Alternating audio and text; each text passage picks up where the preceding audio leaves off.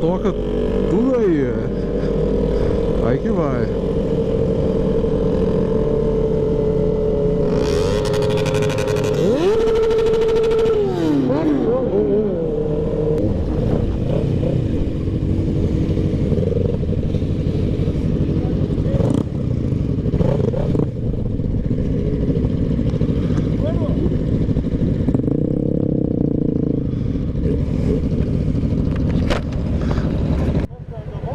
Vamos dar volta ali.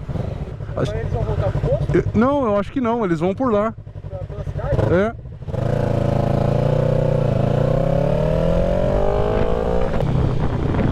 Vamos ver o que aconteceu aí, a galera se resolveu mudar o roteiro no meio do caminho.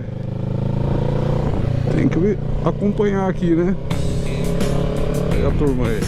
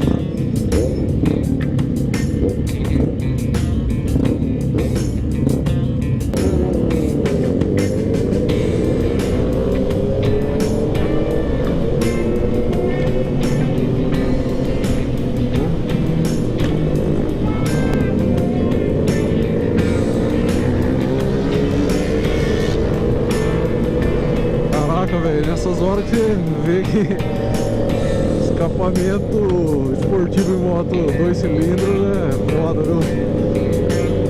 Eu achava a minha moto barulhenta aqui, ó, no meio dessas motos aí grandes, você nem ouve o barulho quase.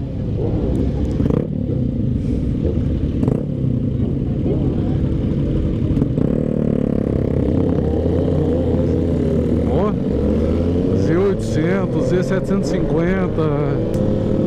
Moto 4 cilindros berra muito.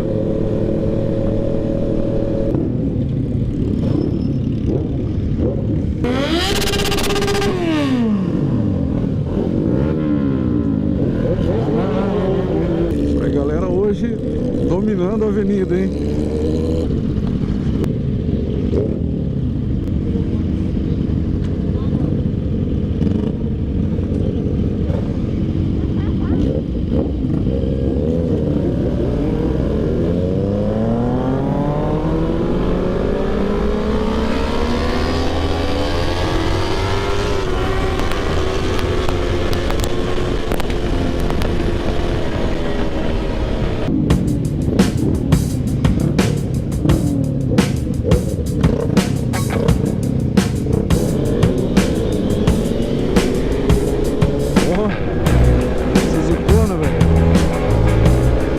Partiu! Você vai ver a hora que entrar na estrada ali, senão vai começar a abrir.